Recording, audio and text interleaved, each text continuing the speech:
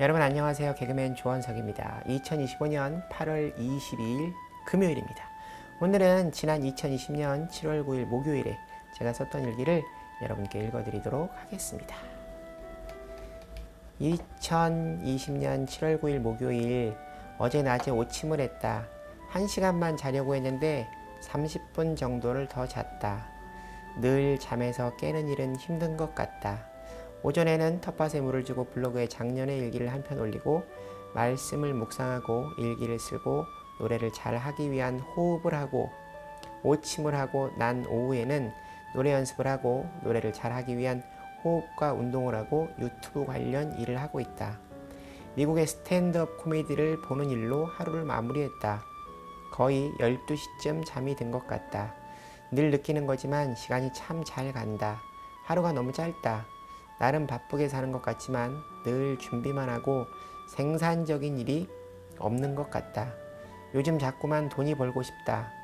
돈을 갖고 집도 사고 안정된 생활을 하고 싶다. 어젯밤에도 자기 전에 외곽에 있는 타운하우스를 핸드폰으로 찾아봤다. 갖고 싶다. 그러나 내가 늘 기도를 마무리할 때 드리는 나의 참 주인 되어주시는 예수 그리스도 이름으로 기도드립니다. 이 말처럼 나의 주인님께 모든 것을 맡겨야 한다는 생각이다. 나의 거처와 나의 끼니, 내 일, 모든 것을 난 주님께 위탁하기로 했다. 주님께서 예비하신 길을 순종으로 걸어가리라. 그러려면 늘 하나님과 가까이 교제하며 하나님의 말씀에 귀를 기울여야 한다. 고로 오늘도 새벽 5시 알람 소리에 맞춰 일어나 마스크를 쓰고 교회를 가서 예배를 드렸다. 오늘 조곤의 목사님께서 주신 하나님의 말씀은 열왕기하 4장 8절부터 17절까지의 말씀이다. 오늘의 말씀은 선지자 엘리사를 귀하게 대접한 한 여인을 소개하고 있다. 성경에서는 그 여인을 귀한 여인이라 기록하고 있다.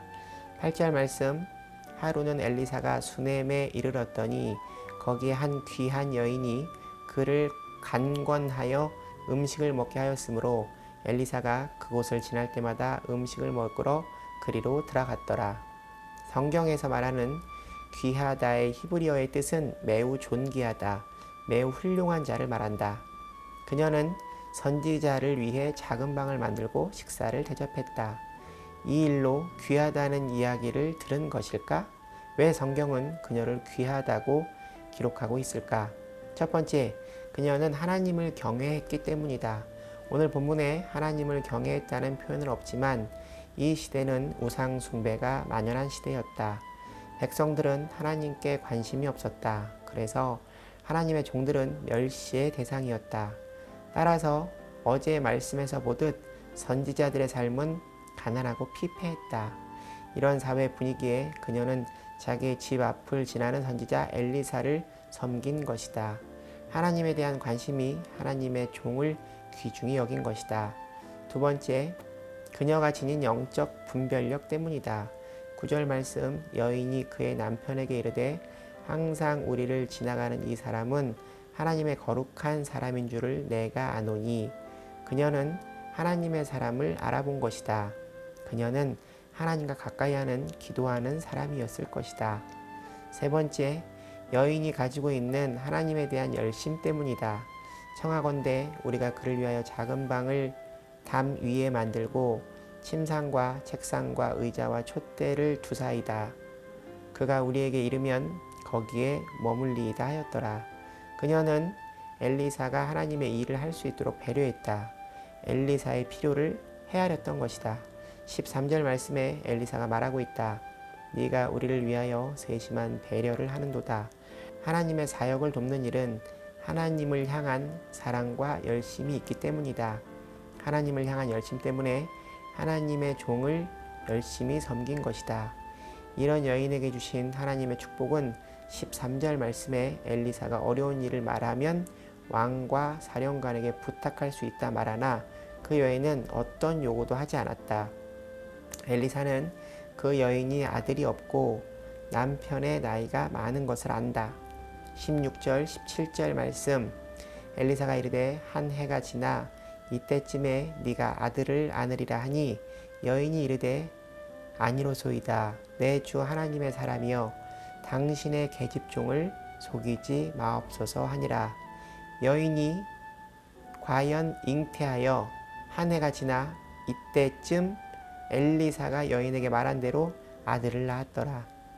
이 여인에게 아들을 갖는 축복을 주셨다. 마태복음 25장 40절 예수님의 말씀 중에 지극히 작은 자 하나에게 한 것이 곧 내게 한 것이라 하시고, 마가복음 9장 41절 말씀에 예수님께서 말씀하신다. 누구든지 너희가 그리스도에게 속한 자라 하여 물 한 그릇이라도 주면 내가 진실로 너희에게 이르노니 그가 결코 상을 잃지 않으리라. 잠언 11장 24절 말씀, 흩어 구제하여도 더욱 부하게 하는 일이 있나니 과도히 아껴도 가난하게 될 뿐이니라. 구제를 좋아하는 자는 풍요해질 것이요 남을 윤택하게 하는 자는 자기도 윤택하여지리라. 누가복음 6장 38절 예수님께서 말씀하시길, 주라 그리하면 너희에게 줄 것이니 곧 후히 되어 누르고 흔들어 넘치도록 하여 너희에게 안겨주리라. 너희가 헤아리는 그 헤아림으로 너희도 헤아림을 도로 받을 것이니라. 오늘도 하나님과 동행하는 하루가 되기를 바란다. 하나님이 오늘 나에게 말씀하신다. 원서가 네가 갖고 싶은 거 말고 날 위해 네가 줄 수 있는 것이 무엇이냐.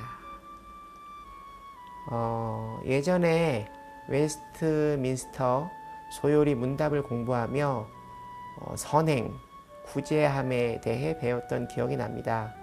선행과 구제함이 반드시 하나님 안에서 예수님의 이름으로 행해져야 한다는 말씀을 배웠습니다.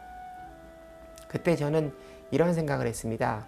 하나님 안에서 예수님의 이름으로 선행을 베풀라 함은 단순히 자기의 의를 높이기 위함을 막기 위함을 넘어 그 선행의 주인이 하나님이셔야 끝까지 선으로 이루신다는 생각을 했었습니다. 가령 길을 가다가 어떤 노숙인에게 돈을 주었다면 이 일로 의로운 일을 행했다 생각할 수 없습니다. 왜냐하면 그 노숙인이 그 돈으로 술을 마시고 다른 사람에게 해가 되었다면 그 일은 선행이 아니라 악함의 씨앗이 되었기 때문입니다. 그러니 앞날을 알 수 없는 미련하고 나약한 인간이 베푸는 선행은 시간이 지나면 선행이 아닐 수 있다는 생각을 하게 된 것입니다. 모든 것을 선으로 이루시는 하나님 안에서 예수 그리스도의 이름으로 선행과 구제를 해야 함이 바로 이런 이유에서라는 개인적인 생각입니다. 오늘 일기는 여기까지입니다. 여러분 오늘 하루도 주님과 함께 동행하는 행복한 하루 되시기 바랍니다. 슈브 여러분 주님께 돌아오세요.